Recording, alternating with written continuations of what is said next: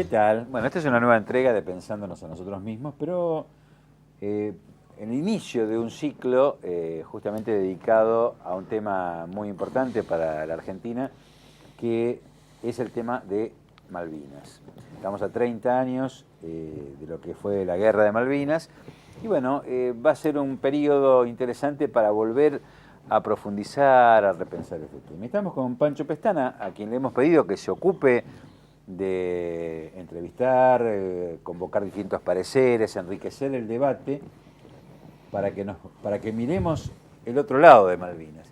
Pancho, lo primero que yo me preguntaba, y lo hemos hablado muchas veces, y creo que con nuestra comarca lo tenemos que compartir, vos siempre fuiste un hombre del pensamiento nacional, que venís trabajando hace muchos años, escribiendo, investigando, sobre todo los temas de Forja, entre otros tantos. ¿Cómo o qué te convocó para ocuparte como te venís ocupando tan seria y profundamente del tema Malvinas hace tantísimos años? En primer lugar, para el pensamiento nacional el tema Malvinas siempre fue clave. Es decir, si tomamos a José Hernández, que fue uno de los grandes pensadores nacionales, en adelante, fue un tema que diríamos obsesionó al pensamiento nacional. Hernández, luego Scalabrini, luego, es decir, todo lo que fue la literatura antiimperialista del principio del siglo XX, los Irasusta. Un tema, Muñoz Aspiri, que hizo quizás la más grande obra de historia integral de la Malvinas, siempre fue un tema central. Y fue un tema central porque es un tema que habla de un fenómeno que de alguna manera desarrollan los pueblos, que es la autoafirmación, ¿no? Que tiene que ver el uno y el otro, con la otredad, ¿no? Con el adversario, con el enemigo. Pero yo no me había especializado de ninguna forma en el tema, sino que obviamente lo trabajábamos tangencialmente, como otros temas que aborda el pensamiento nacional. Pero el instante por el cual yo me convierto de alguna manera en un militante de esta causa tiene que ver con una circunstancia. Me acuerdo que estábamos presentando por primera vez la muestra que habíamos realizado con Ernesto Ríos, Forja 70 años de pensamiento nacional, cuyo objetivo central era resignificar la labor de Forja como antecedente, o uno de los antecedentes del primer peronismo, y por otro lado recuperar el sentido de Forja. Era una tarea de recuperación del sentido de la actividad intelectual y de la militancia de todos aquellos que compusieron, digamos, esa legendaria ya agrupación. Y cuando termina la charla, yo estaba ahí conversando con unas personas y se acercan dos madres, dos señoras, a una de las cuales yo ya la conocía, que era del Midecao, y otra señora que no. Y se acercan y nos felicitan, estábamos con Ernesto, muy bueno lo que ustedes han hecho por recuperar el sentido de esta agrupación que nosotros tampoco conocíamos y que nos parece muy importante. Y por otro lado, Delmira dice, profes, queremos que nos ayuden a recuperar el sentido por el cual murieron nuestros hijos. Que habían sido combatientes. Que habían sido caso de Masad y caso de Cao, dos héroes de Malvinas. Y eso yo creo que es la frase única y total por la cual uno produce una conversión en la vida, digamos. Me pareció una cosa increíble. Me acuerdo que fuimos después a un bar charlando recuperar el sentido de los veteranos, y bueno, a partir de ahí empezó primero una etapa de intercambio de ese mundo malvinero que había estado ausente durante tantos años, de toda la lucha que los familiares habían realizado para reivindicar a sus hijos, para construir el cenotafio en Malvinas, los viajes, los 20 y pico de viajes, bueno, un intercambio desde anécdotas hasta experiencias, y obviamente la observación del homenaje que el pueblo espontáneamente fue haciendo a cada uno de sus héroes, ¿no? Por cada héroe, por ejemplo, hoy estábamos trabajando con uno, hay tres, una calle, una escuela y es decir, todas esas iniciativas populares que tuvieron que ver con el reconocimiento. Y a partir de ahí empezó todo un proceso que concluyó, que tuvo una etapa muy importante cuando se crea el Observatorio Malvinas en la Universidad Nacional de Lanús. Yo, al respecto, a ver, primer dato que me parece importante subrayar, recién me lo anotaba, esto que decís vos de darle sentido a la muerte de los héroes de Malvinas. Porque creo que hay distintas miradas. Sí. Hay una mirada de quienes fueron a la guerra porque fueron convocados o lo hicieron de forma voluntaria, pusieron el cuerpo. Hay una mirada de los que no estuvimos en la guerra, y de los que no estuvimos en la guerra hay una mirada de lo que puede ser una mirada abstracta, si querés, intelectual, y una mirada más sentida, que tiene que ver con una cuestión cultural, ¿no?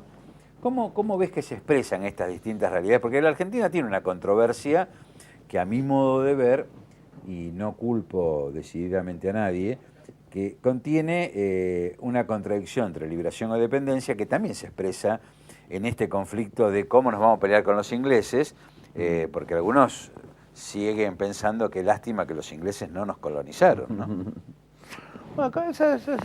Bueno, esa discusión es una discusión que está bien que se produzca, porque que es natural que existan miradas. Dentro de los mismos veteranos hay miradas respecto al sentido por el cual digamos, fueron a la guerra. Lo que uno hace simplemente es transmitir una de esas miradas. Si vos me decís si es mayoritaria o minoritaria dentro de lo que es el universo de los veteranos, yo creo que es mayoritaria, pero eso no significa que no sea la última, y ni la única. O sea, desde la superestructura cultural, durante todos estos años, sobre todo de democracia, la desmalvinización consagró a la categoría de veteranos de guerra de Malvinas como víctima. Es decir, una victimización que recayó sobre el universo de veteranos de guerra, asimilando la cuestión de la dictadura, ¿no? La cuestión de víctimas de la dictadura. Había un intento de asimilación, digamos. Intento de asimilación que no tuvo éxito fundamentalmente porque quizá la gran mayoría de los veteranos se negaron a ser categorizados como víctimas. En una sociedad democrática eso es bueno que suceda. Digamos, la elección de ser víctima o no a veces es una elección, a veces es una circunstancia.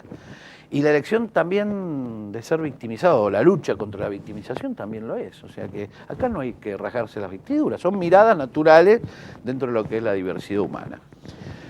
La mayoría de los veteranos se negaron y lucharon por no ser victimizados. Y primero, recordémonos, eran los locos de la guerra.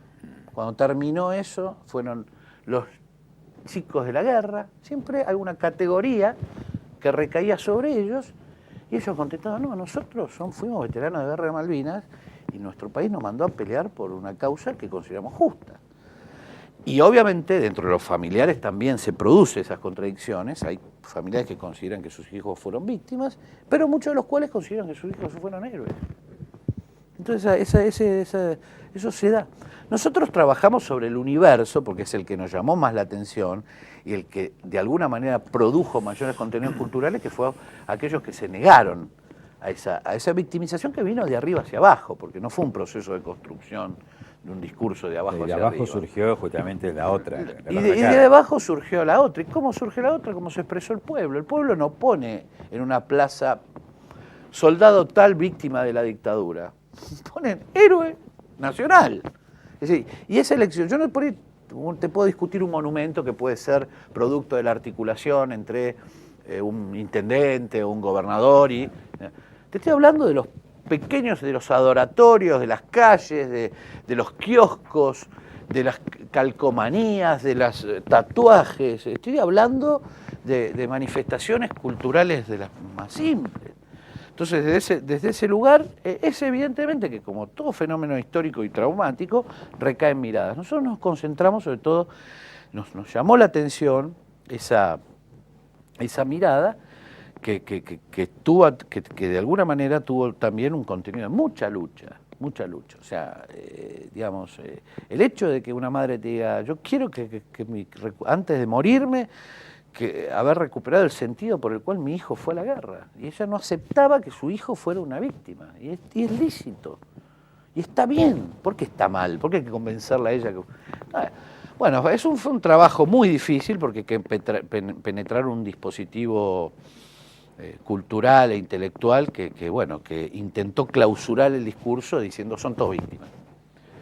contra el universo de veteranos que peleaban contra esa victimización. Y las propias contradicciones como pueblo también, porque Sí. yo, a ver, yo te he escuchado a vos o a combatientes, o héroes de Malvinas, que cuando algunos dicen, no, el verdadero enemigo eran los militares que torturaban, y tiene que ver con esto del sentido que vos decís acá, quien estaba en combate en ese momento, y me lo han dicho, y te lo han dicho a vos también, mi enemigo era el que me tiraba tiro de enfrente, que me mataba, en ese momento. En el momento de, a ver, para un pibe que era un conscripto, que no tenía nada que ver con Galtieri, ni con Astiz, ni con nada, el enemigo en ese momento fue el inglés, o sea, eso está claro. A ver, Y está claro aparte, pero no para la sociedad, ¿eh? No sé si para todo el mundo. yo creo que para la mayoría de la sociedad está claro porque la sociedad los reconoce como héroes. Claro. Y cuando una persona, digamos, una sociedad reconoce como héroes a un individuo, no lo está transformando en víctima, porque un héroe es sujeto y la víctima no es sujeto. Así correcto. Que eso, digamos, de algún punto está saldado desde ese lugar, o por lo menos desde la interpretación que nosotros hacemos de ese lugar.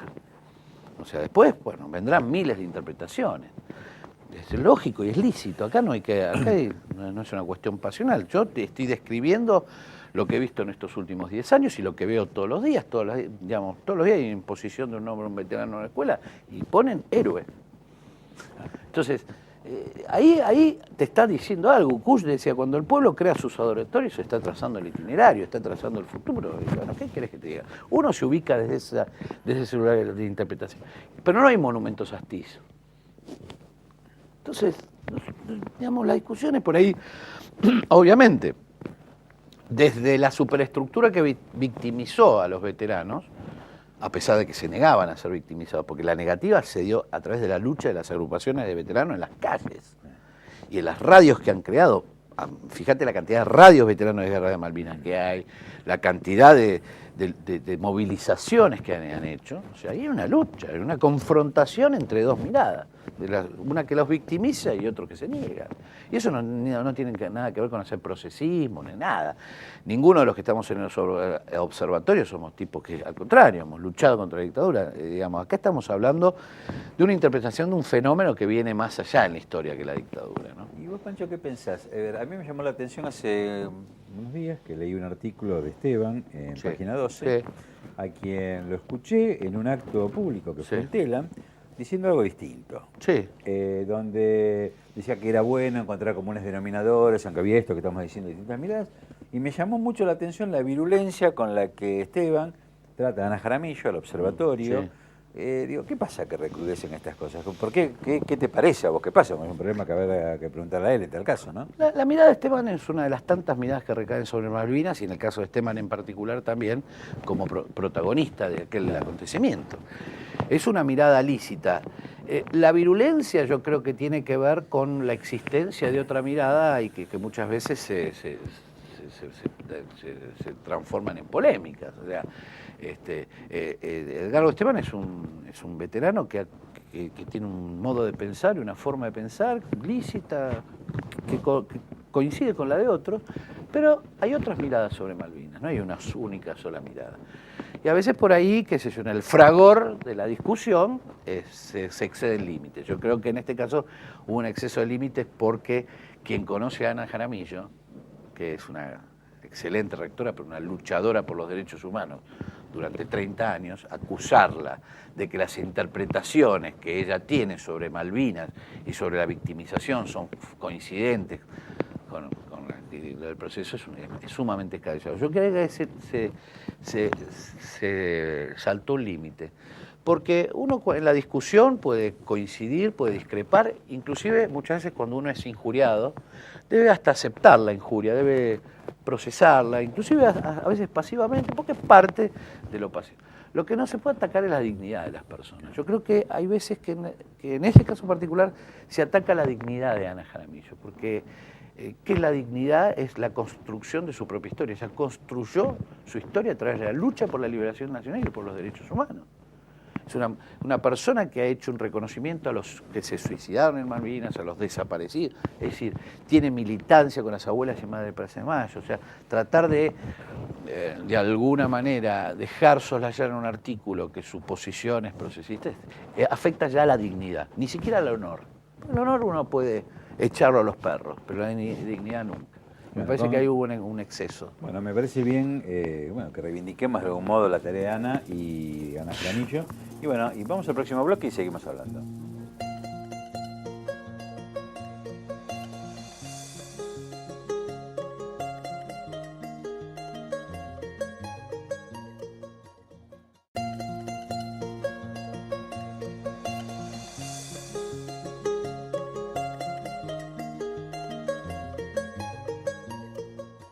Bueno, Pancho, retomemos el tema de Malvinas y desde ya, digo, en la medida de lo posible, bueno, convoquemos a la Ana Jaramillo para, para que exprese su voz también en esta comarca de San Isidro, en este canal comunitario. Que, bueno, justo decir que tiene una trayectoria de vida. Uno es lo que construyó todos los días de su vida, no lo que dice que es. Por eso fue excesivo.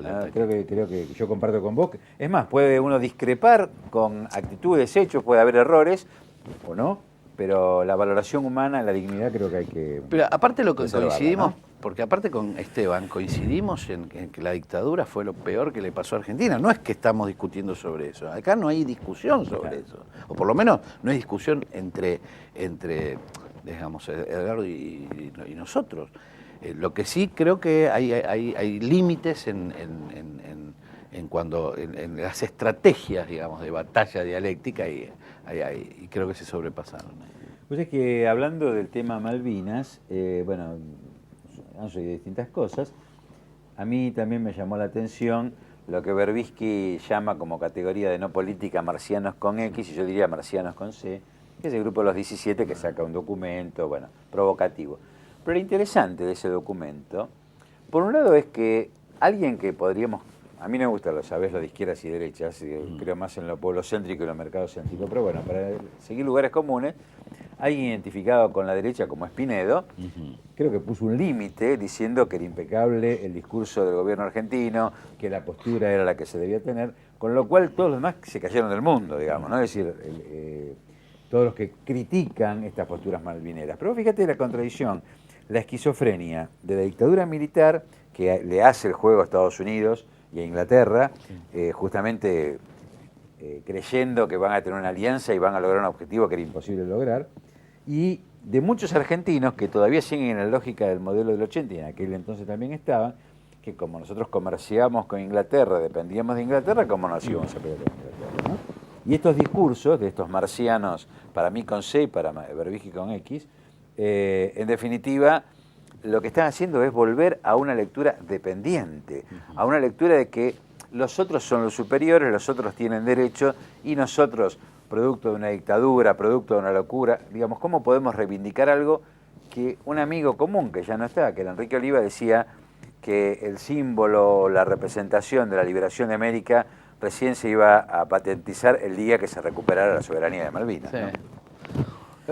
A mí me cuesta mucho reflexionar sobre ese comunicado de los 17 porque, en primer lugar, porque creo que muchas de las firmas que están allí insertas responden más a una intención de criticar al gobierno por bronca o por diferencias ideológicas, por una idea de posicionarse como opositor que por el producto de una reflexión sabia sobre la cuestión Malvinas. Entonces yo creo que hay mucho de eso, mucho que tiene que ver con intencionalidades no estrictamente intelectuales, pero uno podría decir que ese documento responde a una matriz. En Argentina esa matriz, donde siempre el bárbaro es uno y el civilizado son los otros, aparece y reaparece.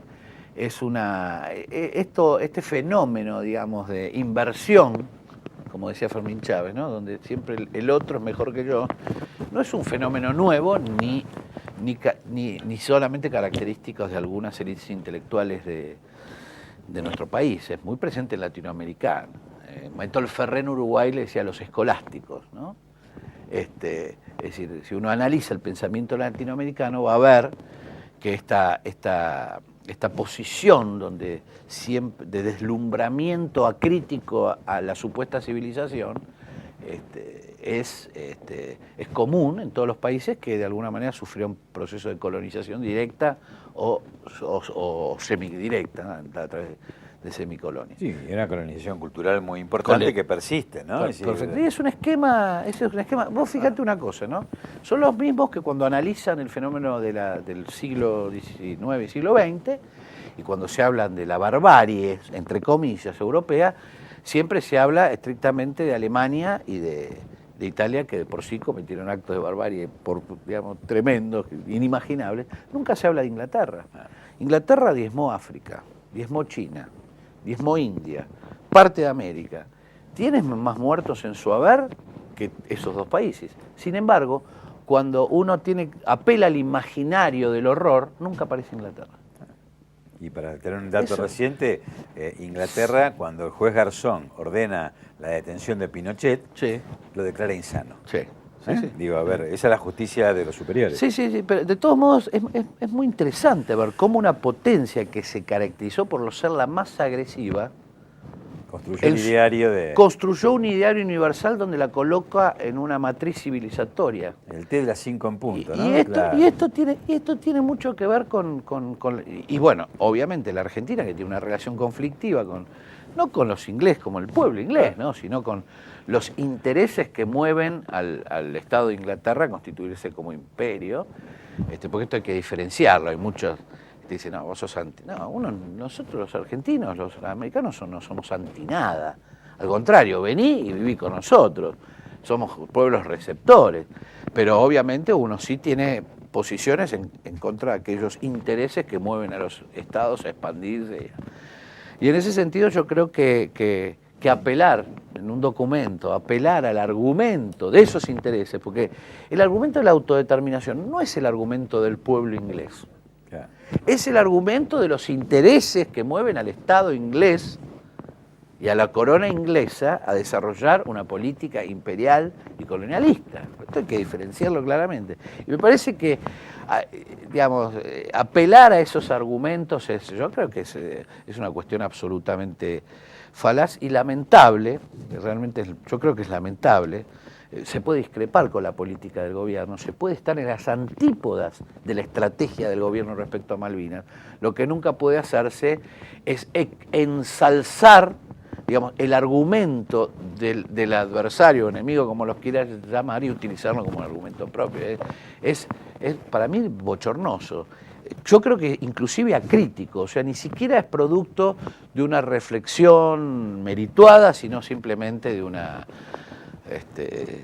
calentura, digamos. Síndrome de Estocolmo, le dicen, a la relación que establece el secuestrado con el secuestrador, ¿no? No es un tema que dé para más. Secuestrados culturales que responden a su secuestrador o dominador. Dentro de esa lista hay personajes que han sido coherentes toda la vida con esa posición. Seguro. Otros no, otros que han tenido posiciones a veces. Pero... Hablando de coherencia, hablando con algunos, o conversando juntos, tomando algún café, cada uno de los héroes, también me llamó la atención, y quiero que vos lo expliques, esto de que decían, no, nosotros estamos haciendo una evaluación caso por caso de quiénes son los héroes de Malvinas. Claro. Porque se cae una generalización, una simplificación, como que quienes hablan de héroes quieren convertirlo a Thyssen en héroe, por ejemplo. ¿No? Pero esto es bueno, a ver, no demos por sentado nada, es bueno decirlo, y ya lo dirán tus invitados en su momento, pero me parece que es importante que abordes esto. En eso muchos lo tenemos claro, digamos, el héroe debe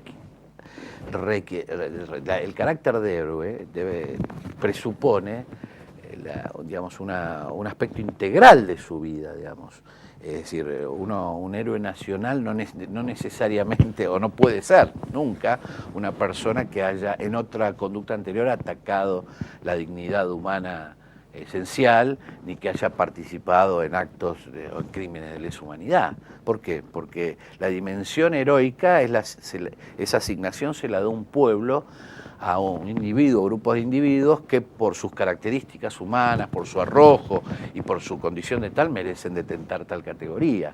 Entonces, uno no puede ser acrítico en la imposición de todos de la heroicidad. Por lo tanto, obviamente hay un proceso de selección y mucho tiene que ver con los testimonios que los mismos veteranos han dado respecto a las conductas de sus jefes.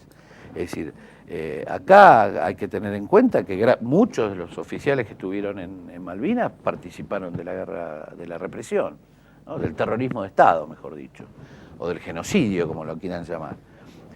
Y evidentemente un individuo que participó activamente de ese dispositivo no puede lograr nunca la condición de héroe. Y de hecho, la condición de héroe termina dándotela el pueblo elige sus héroes. A los héroes te los tratan de imponer muchas veces, pero el pueblo los termina eligiendo. Y esta es la gran contradicción muchas veces en la historia, donde desde arriba te imponen a un tipo como Rivadavia, que en el fondo no es aceptado como Argentina como un gran prócer. Y lo impone, es un prócer impuesto en todo caso. Y por ahí surgen otros caudillos que son muy importantes para los pueblos, que por ahí no logran, imponerse como héroes nacionales todavía, porque hay una discusión, porque eran bárbaros, digamos, ¿no? Porque también tiene mucho que ver con esa dicotomía. Pero de todos modos, todos los veteranos que han pasado por acá, con los que hemos conversado, claramente, porque aparte ellos mismos han sufrido la ausencia del jefe o la cobardía. Bueno, imagínate para un soldado conscripto, digamos, que su jefe se raje. Que es, digamos, creo que en ese momento donde estás de alguna manera, un momento crítico donde tú podés ser privado de la vida, digamos, lo que más necesitas es esa protección, con lo cual, y de eso ya ha habido casos. Y muchos veteranos los han denunciado y está muy bien que eso se haga. Separar el agua del trigo es la paja del trigo. La paja del trigo. Hablando, Pancho, de héroes, un hecho que recientemente se empieza a reivindicar más, que también fue de algarabía popular, fue en su momento lo que se conoció como Operativo Cóndor, sí. ¿no? Yo escuché un radioteatro, creo que en Radio Nacional, que están pasando este tema. Pero, ¿por qué no nos contás, o contale a nuestros jóvenes, que por ahí no saben tanto, porque ahí también hubo héroes, y con contradicciones internas, si lo miramos desde la lógica o de una dialéctica ideológica, pero hubo gente que tuvo el arrojo de ir a hacer un hito más en el camino de recuperación de la soberanía en ese momento, ¿no? Sí, bueno, consistió en un secuestro de un avión de línea y un comando conducido por Dardo Cabo, Alejandro Llovenco y María Cristina Bernier, una chica muy joven, en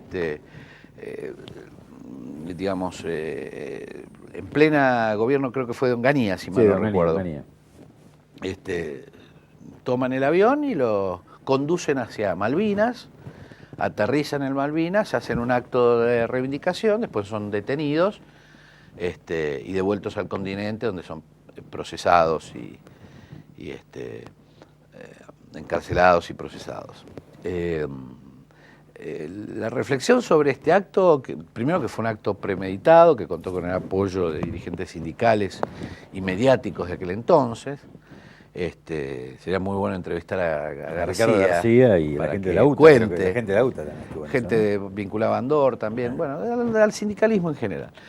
Y yo creo que fue un acto de autoafirmación, es decir, la causa Malvinas siempre estuvo, digamos, metida profundamente en el sentir popular, y creo que esta generación surgente posterior a la caída del primer peronismo tenía claro que había que, digamos, consolidar o determinar un hecho político que pusiera en visibilidad esta situación de ocupación injusta de las Malvinas.